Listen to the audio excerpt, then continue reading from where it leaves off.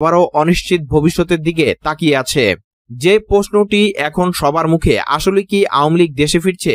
যদি ফিরে তবে এনসিপি কি সত্যিই টিকতে পারবে, নাকি আবারও রাজনীতির মঞ্চ রক্তাক্ত হয়ে উঠবে? আইন উপদেষ্টা ডক্টর আসিফ নজরুল বলেছেন, আওয়ামী লীগের কার্যক্রমের নিষেধাজ্ঞা দ্রুত প্রত্যাহার করা হবে এমন কোনো সম্ভাবনা নেই। যখন একটি দলের কার্যক্রম নিষিদ্ধ করা হয়, স্থায়ী নাকি অস্থায়ী এ ধরনের প্রশ্ন থাকে। আওয়ামী লীগের কার্যক্রমের উপর দেওয়া নিষেধাজ্ঞা উঠিয়ে নেওয়া হবে এরকম কোনো সম্ভাবনা আমি দেখছি না। নির্বাচনের আগে তো দূরের কথা, অদূর ভবিষ্যতে আওয়ামী লীগের কার্যক্রমের নিষেধাজ্ঞা উইথড্র হওয়ার সম্ভাবনা নেই। উপদেষ্টা বলেন, সারা দেশে দুর্গোৎসব আনন্দের সঙ্গে পালিত হচ্ছে। প্রত্যেক ধর্মের মানুষ বাংলাদেশের নাগরিক।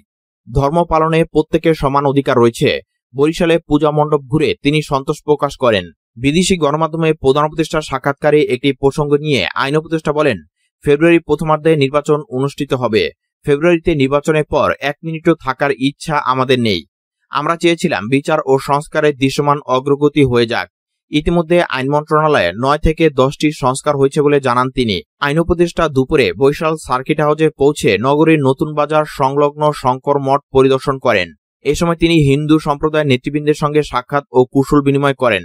এরপর ভোলার উদ্দেশ্যে যাত্রা করেন আইন উপদেষ্টা। খাগড়াছড়িতে ধর্ষণের অভিযোগ ওঠা কিশোরীর শারীরিক পরীক্ষার পর প্রতিবেদন জেলা সিভিল সার্জনের কাছে জমা দিয়েছে মেডিকেল বোর্ড। সেখানে ওই কিশোরীকে ধর্ষণের আলামত মেলেনি বলে জানানো হয়েছে। মঙ্গলবার রাত 8:30টার দিকে খাগড়াছড়ির সিভিল সার্জন সাবের আহমেদের কাছে এই প্রতিবেদন জমা দেওয়া হয়। সংশ্লিষ্ট চিকিৎসকদের সূত্রে জানা গেছে, সিভিল সার্জনের কাছে জমা দেওয়া ওই প্রতিবেদনে ধর্ষণের পরীক্ষার 10টি